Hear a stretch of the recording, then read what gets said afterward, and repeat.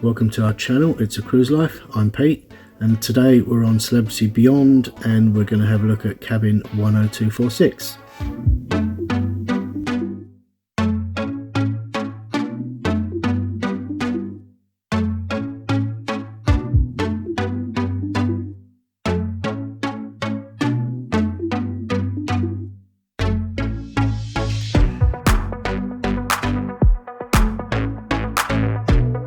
So we're just strolling through the cabin here. The bed looks huge toward the infinite balcony. As we look out there, we're looking over the Miami skyline. As soon as you walk into the cabin, you can see it's very clean and it's very modern. You know, the design is very modern, which is what Celebrity is known for. The layout is open, it's bright, and it really makes use of that space. This is a king-size bed with luxury mattress, and the linens are 100% Egyptian cotton.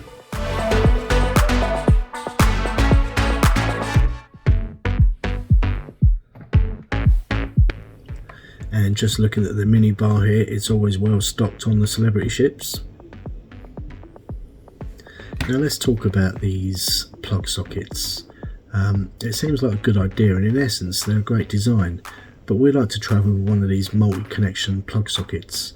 It's got multiple USB connections, USB-C connections, and it fits okay, but when you're putting the other plugs in, it's all a bit of a squeeze, and this box is quite big and I just don't think they've utilised the space. You know, by the time you plug one of these in there, you can just about plug another plug next to it. You can't plug anything to the left of it.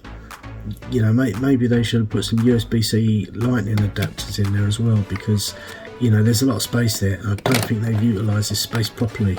You know, the efforts that they've gone to for this, they should have thought about it a little bit more. And you know,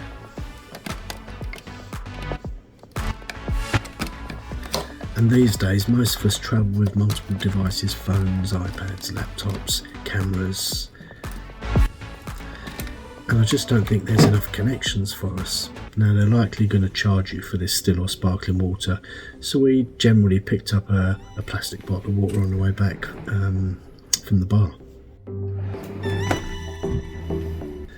Now the storage looked quite limited, but we found it was plenty.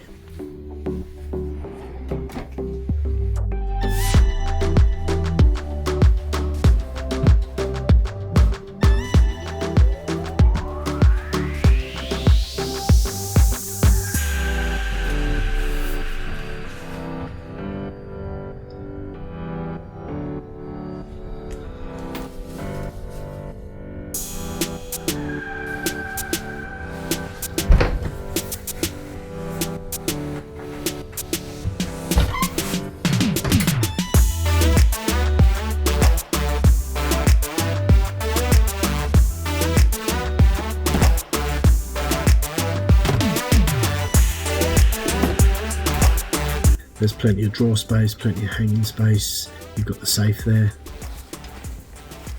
Now this was a nice touch. Tucked away in the little corner there on the left of the wardrobe was a complimentary umbrella and a small pair of binoculars. Now we didn't need them, but it's just a nice touch.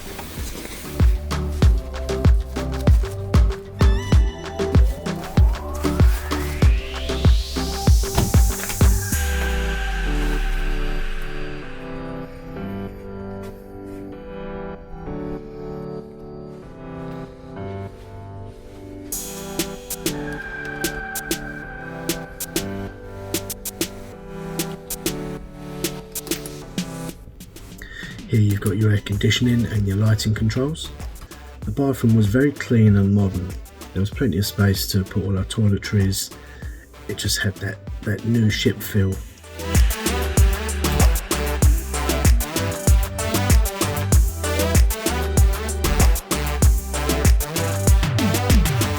The shower was a good size. It had your overhead rain shower, it had your handheld shower or wand, whatever you want to call it, and it had the footrail for the ladies who wanted to shave the legs, and gents if that's what you like to do.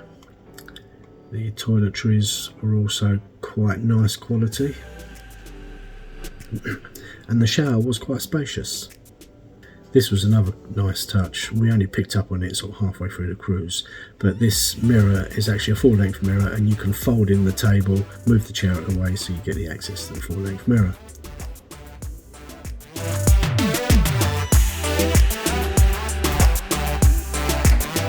Now this is the Infinite Veranda, and whilst it's a great design, I'm not totally sold on it.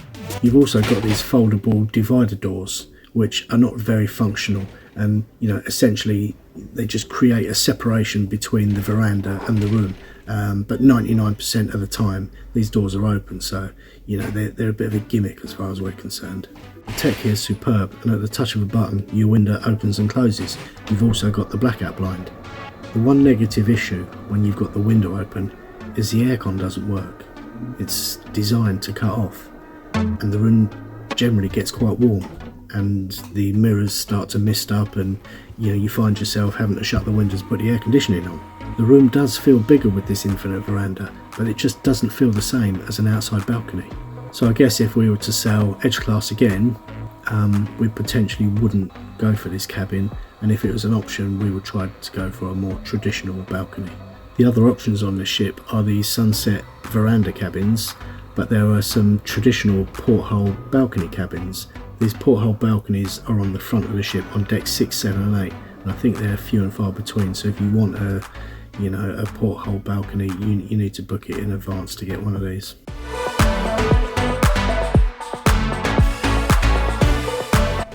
Overall though, it's a really nice room. Celebrity have got quite a lot of things right.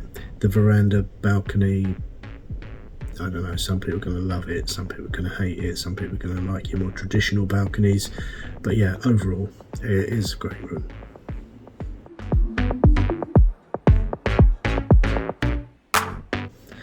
So thanks very much for watching. We hope you enjoyed the room tour, and this gave you an insight into these Infinite Veranda rooms. And hit that like, comment and subscribe, and we'll see you again soon. Thanks for watching.